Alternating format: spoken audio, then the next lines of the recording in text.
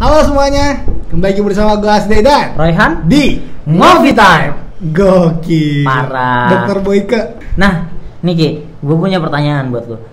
Mungkin pertanyaan ini juga ada di otak-otak para temen-temen ya kan, kaum millennials kayak kita gitu. Rich people itu bisa kaya apa gara-gara hemat ya? Tapi nih, temen gua udah hemat, nggak kaya-kaya gitu. Tapi sebelum kita ngomongin tentang rich people, Oke. bumper dulu.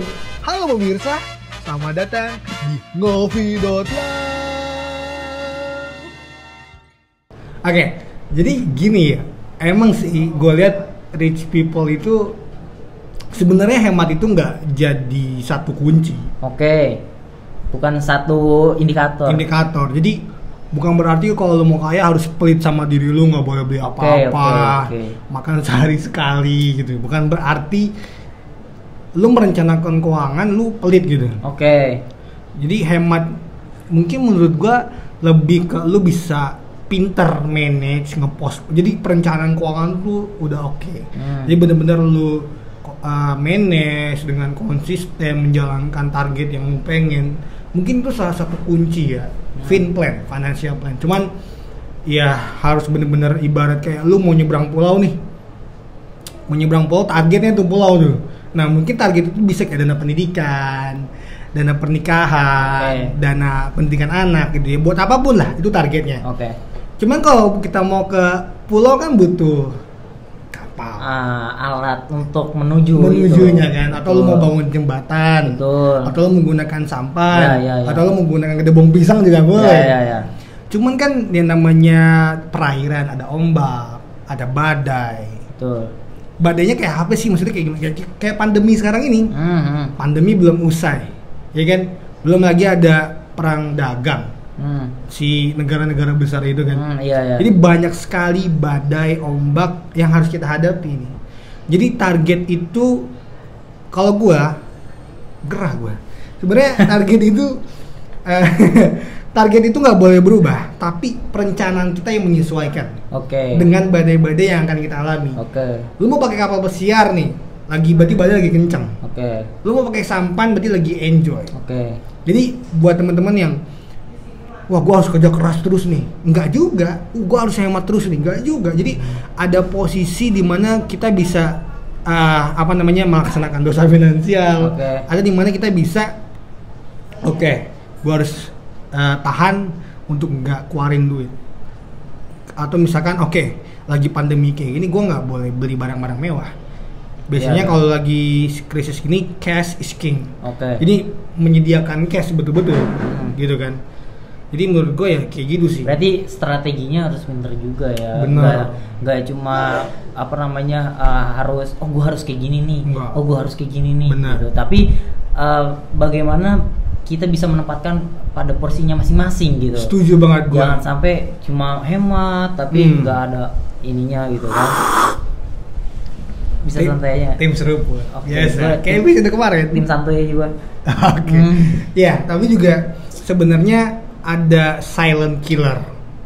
Baru dengar tuh gua. Pembunuh diam-diam. Jadi kita udah hemat nih. Udah berusaha untuk udahlah gue nggak jajan, gue simpen aja. Gitu. Tapi nggak sadar ada pembunuh diam-diam ternyata. Apa tuh? Namanya inflasi. Mungkin banyak calon rich people gitu kan. Udah banyak yang tahu. Kayak misalkan dulu kita ngewarkop makan di Indomie ya berapa duit sih, 3.000 paling. Iya benar. Yang kasih waktu SD. Benar. Sekarang ya boro-boro. Ceban paling juga buat beli Indomie itu nggak pakai telur. Iya. Minumnya air putih. Kan kalau kita enggak. Kopi dari apa? Kapal api. Jangan lupa kapal api di bayar. kontak ya. Ada dokter Boyke di sini. Di deskripsinya dong. Aduh nanti.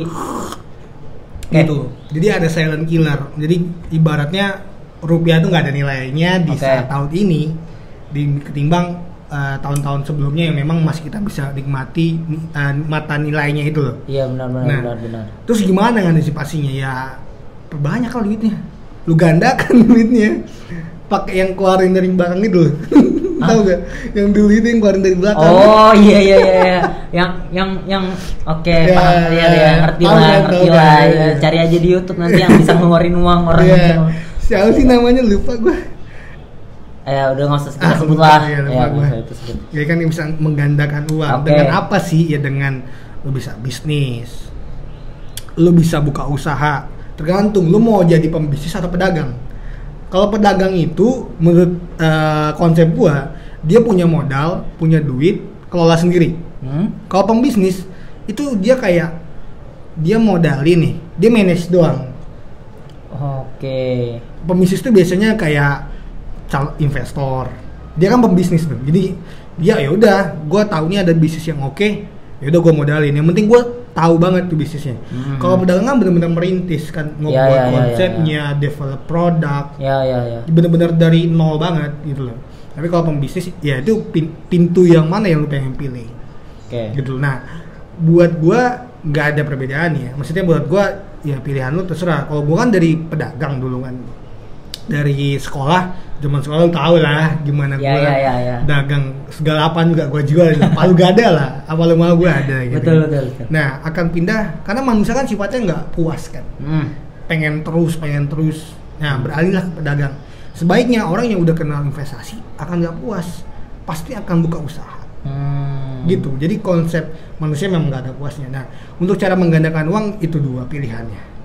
Yang penting lu tahu betul bagaimana lu siap menerima resiko, karena ada konsep high risk high return.